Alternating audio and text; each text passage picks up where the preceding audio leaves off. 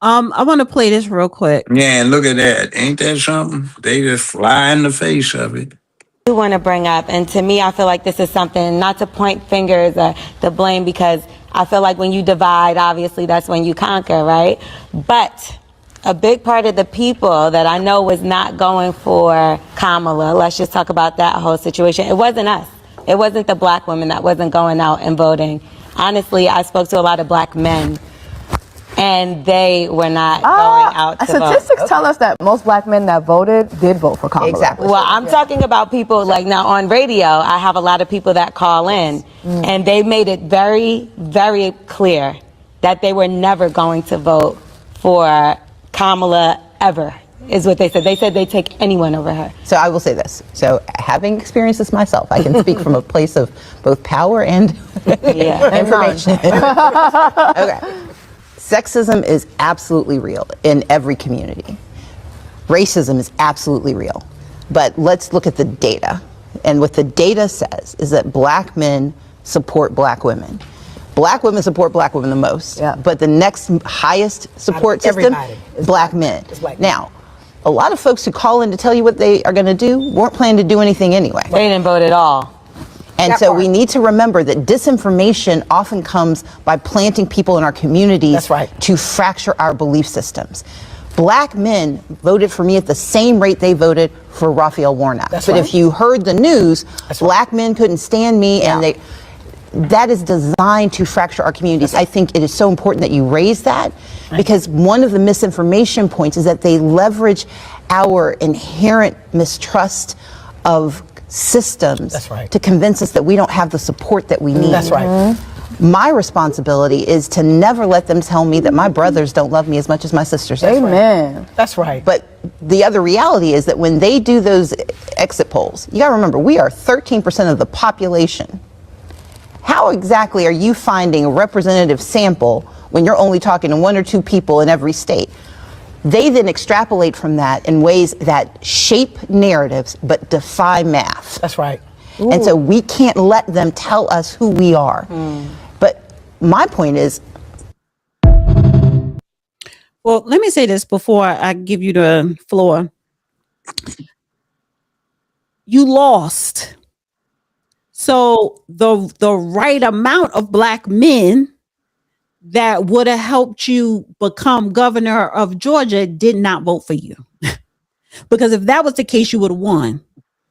The amount of black men that left the Democrat plantation for last year's election was enough to make sure Kamala Harris was not going to be president. So the right black men are the ones that did not vote for Kamala, did not vote for Stacey, did not vote for anybody Democrat. They vote for the Republicans, the right black men, the right ones, the ones that matter.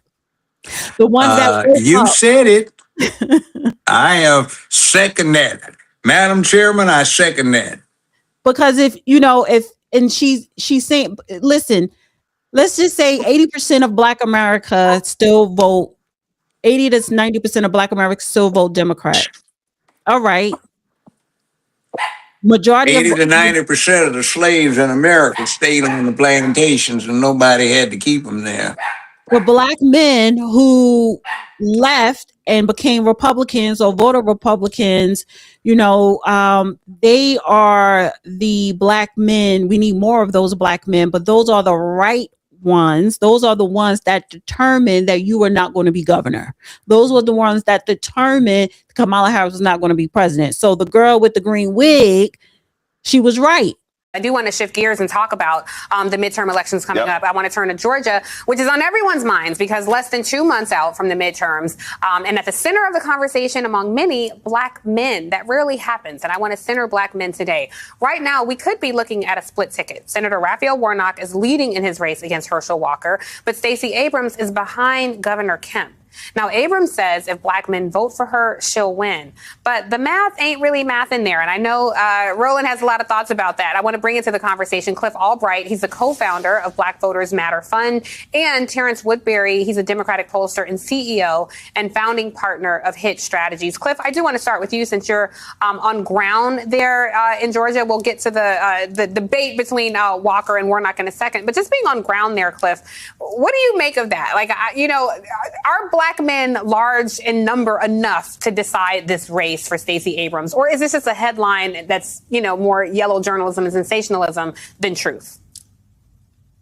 Yeah, good morning, Tiffany. Great to be here with you. Obviously, black males, black men voters make up enough of a block where we can be a part of what the difference is. And we got to keep in mind, we're talking about a state where in the presidential election in 20, the difference was famously those 11,700 votes that Trump was trying to find someplace. So in a situation like that, yeah, black men as a voting bloc can be a big part of the equation. And, whether or not they come out, we come out, black men in Georgia come out and support Stacey at the same rate that black women do is a legitimate question. Now, certainly black men aren't going to bear the brunt of what happens in this election on their own, no more than black women should bear the brunt of it. Some white folks could have to wake up and actually do the right thing in the state if they wanted to move forward. But I think that it is smart to raise this issue because at the end of the day, and we hate to admit it, but there is some number of black men that will just refuse to vote. It's the sexism, it's the patriarchy that just refused to vote for a woman, whether that woman is Stacey Abrams or whether it was Hillary Clinton in 16. And that's an issue that we have to address. Again, that's not the majority of us. It's not a plurality of us, but we have to address that. And we have to be willing to call that out and call it what it is. Yeah. Well, Terrence, you're on ground doing work, doing polling there. And so I think Cliff raises a really good point, which I want to dig into. But Terrence, I want to ask you just for the math part, because I don't know that it's fair to lay this at the feet of black men and say, yeah, you guys cost us the election, because black men overwhelmingly vote Democratic. And so as a pollster, I'm curious your take on this conversation around black male voters in Georgia. Yeah, thank you for that, Tiffany. The truth is that the Democratic support gap between men and women is not unique to black voters. There's a gender gap amongst all voters where men are more likely to vote conservative. Now, when you look at the math here, Stacey Abrams lost in 2018 by 55,000 votes. Had black men voted for Stacey Abrams at the same rate as black women, she would have had 120,000 more votes. So there is math there. The challenge is that since 2018, Republicans have doubled down on their efforts, coordinated and expensive investments, targeting black men, targeting men of color. And in 2020, we saw Donald Trump double his margins amongst black men in Georgia, a difference of 370,000 votes. The gap between black men and black women was the difference of 370,000 votes in Georgia. And so we do have to close that gap. And while that is not unique to black men, and we see that gap amongst all men of color, the difference with black men is that they were Democratic voters. These were Obama voters. And some would argue that they were only Obama voters. They were never, in fact, Democratic voters. And that is where Democrats have work to do to prove that since 2020, they have made progress on the issues that matter most to black men, and that they have a plan for black men moving forward. All right. So you didn't get that support from black men. The black men that matters. Yeah. The Democratic Party keeps forgetting that 50% approximately of the human race is male. And most 99% of them approve of masculinity. Mm-hmm. So they seem to act like we don't exist. They forget the yin yang or yin yang principle. And if you are so confident that majority of black men were supporting you, Stacey Abrams, I remember her campaign. You didn't have an agenda for black men on your website. No, you didn't. You it didn't was reach out. mostly negative to black men. Right. You didn't reach out to black men. You didn't have town meetings. I think she eventually had one town hall meeting with black men. And that's because she started getting so much heat and pushback, because she was not speaking to black men. So it forced her to have that sorry ass, I think, one town hall meeting, and she wasn't talking about nothing. So now, black women have also heard from me, but it's a little easier to have these conversations without anybody looking because I just look like I'm talking to my friends. But when it comes to talking to black men, I also have to be explicit. You cannot have a conversation that is so generic that a person can't situate themselves in the narrative that you're describing. And so I am explicit about the fact that I'm talking to black men because I know that black men in the state of Georgia have extraordinary political power, sometimes punch below their weight class, meaning that their capacity to influence elections is strong. It's strong for every community. Black women are the most likely to vote in the state of Georgia. Then white women, then white men, then black men. And so my mission in talking to black men is to say, look, I've got your back. I am here. I've got two brothers and a really cool father who's going to be really mad that he wasn't here tonight, but it was past his bedtime. But I'm here because I want black men to know that I do not take any vote for granted. And I do not presume success based on our shared melanin. I presume that if I am willing to have a conversation, that conversation will be met with engagement. But when it comes to the numbers, let's be clear. Some of the polling data they're using disproportionately undercounts black people in the first place and overcounts Republicans. And that poll that has been used to justify this screed against me is a poll that is flawed. Now, I understand why, but that doesn't change the fact that it's had an impact. There are also some people who do not like me. I know it's shocking, Brian, but there's some people who don't like me. Not that you can tell from all the commercials about me, and it's easy to take a narrow narrative and try to turn it into a through line. In 2018, I was new. In 2020, I was successful. In 2022, I'm a threat. the right black men, RIGHT, the right black men are the ones that did not vote for you, Kamala, Jasmine, or any other Democrat. They're on the Republican side. Amen. It is written, it is so. That's what amen means, by the way, in Latin. So, yeah. There's nothing to say about that. You're absolutely correct, 100%. And it amazes me that the rest of us are supposed to say, we're toxic, we don't count, we're too stupid, or men generally. World War II got won by the women who were at Bastogne, who were on Iwo Jima, who were in B-29s, B-17s, all of these women that won the wars, you understand? That didn't count. Oh, well, war is horrible, it's a man thing. Yeah, but when these other guys decide they're going to take you out, who's supposed to stand up to them?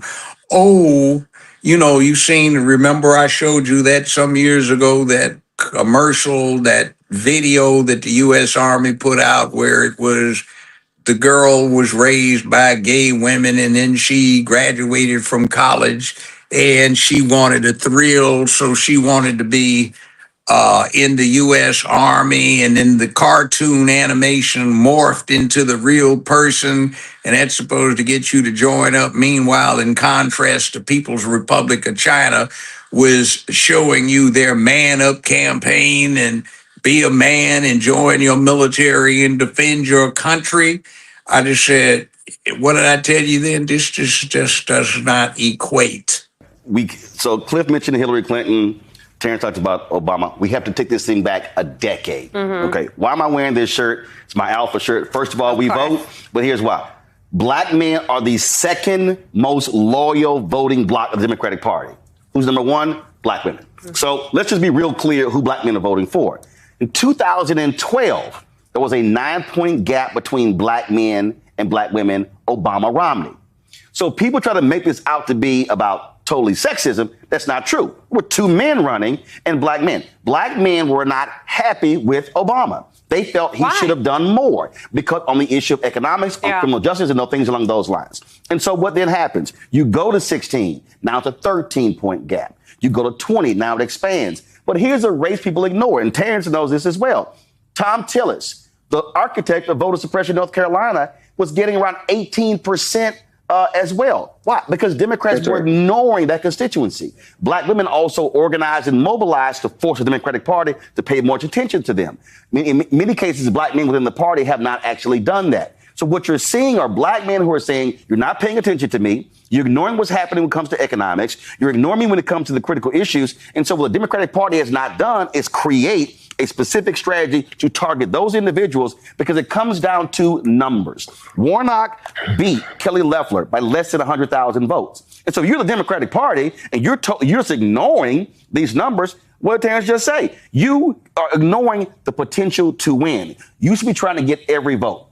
And I'm just going to go ahead and put it out here because someone has to say it. The fundamental problem with the Democratic Party is that white strategists are controlling the money, are controlling the strategy. Yes, African Americans are having input, but if you're trying to win, you better listen to black people. You better fund these initiatives. Otherwise, you're going to lose. And that gap is going to widen. And Mayor Bottoms, I picked up on that because I'm just wondering, Stacey Abrams' focus on the misinformation that's being targeted at black men. And it makes me wonder, is she not getting the black support she needs in her race against Brian Kemp? Listen, Jonathan, I think that Stacey is spot on with that. I listen as my kids watch NBA highlights and whatever else they watch on YouTube.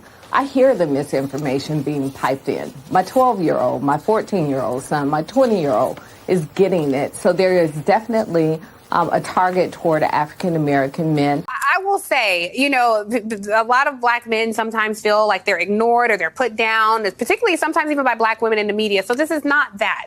But I do hear Roland's point that felt ignored. But you feel ignored and then you go over to the other side. The oppressed feel oppressed. So then you go and try to align with the oppressor. So I'm not putting black men down, but sometimes it's like, well, some of you Kevin Samuels following Tariq Nasheed quoting people, please look at the truth and see what's happening and get in line with some of the black women. Is majority, like he said, vote Democrat, but that margin of people who can be plucked away from your people and go advance policies that harm your people, I just don't understand that.